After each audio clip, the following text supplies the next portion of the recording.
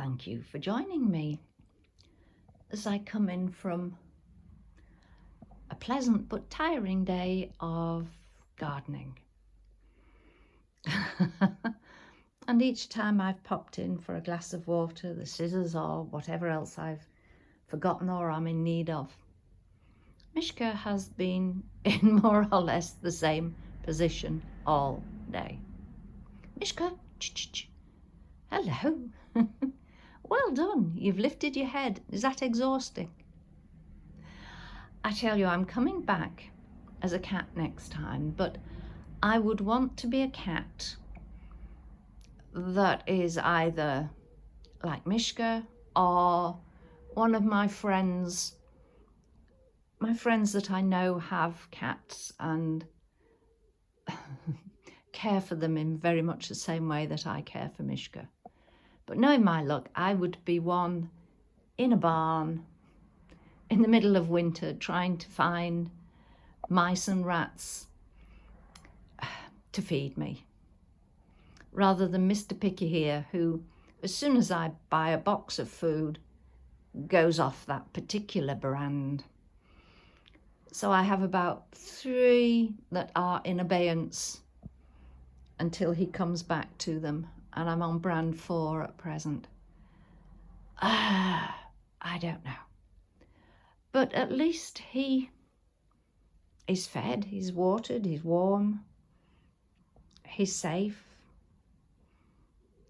And I wonder what goes on in his head. I often wonder that. My friend and myself were discussing this on the phone this morning, and we both agree that we are convinced that, well, we know that they are aware. They know if we're not feeling well, but also that they are able to get what they want. They rule the roost. Yes, my friend's cat, she had her breakfast tray on her lap, and her cat made it known that she wanted to be there. So started scratching one arm of her relatively new chair. She was told not to, so moved to the other, told not to, moved to the back. So my friend just removed the tray, and instantly there was the cat, curled up, happy as Larry. Don't tell me that wasn't done in a knowing way. But at least he doesn't know what's going on with some of we humans. I do despair, I really do. There was tales of one guy an IT person, who has been off sick for 15 years. Poor guy, I don't envy him that. But he's suing the company who have been paying him his full salary over that time, suing them for the fact that he hasn't had any pay rises. Really? And there just seems so many strange things going on. And I was hearing today something that I admit I haven't heard of before. I've heard of transsexual and all of that, but I've never heard of trans ability. Yes, I've worked with people who have worked with them on a professional basis, with people who have body dysmorphia, who see themselves differently to the lovely looking person that the rest of the world and the dogs see. But this was different. This was trans ability.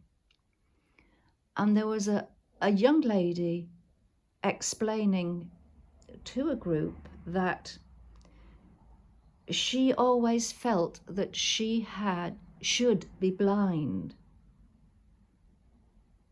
And so she had, don't ask me how, made herself blind. Now, is that a physical illness? Is that a mental illness? I mean, my thoughts stray towards the latter, but Gosh, what an extreme to go to hopefully make yourself feel better, feel the person that you want to be. I guess there's a lot of people around us, other than those who are our nearest and dearest or close friends, that we have no idea of what is going on in their life, the paddling under their water. There must be a lot of sadness around, people putting on the smile. I know that I do that. How are you? Fine, yes, smiling. A lot of people do that. Maybe we need to start being more honest with people, but a lot of people just don't want to know. And if they ask, how are you? And you start to say, well, they suddenly have to be off somewhere because they're very busy, and they didn't really want to know. They were just going through the pleasantries of the day. So on that note, I will, Myschka, get him to say bye-bye, and I will go and have a shower, and then no doubt he will be wanting something to eat. He who must be obeyed will be obeyed very shortly. Thank you for listening. Take care, and I will speak to you very soon. Bye for now. Bye.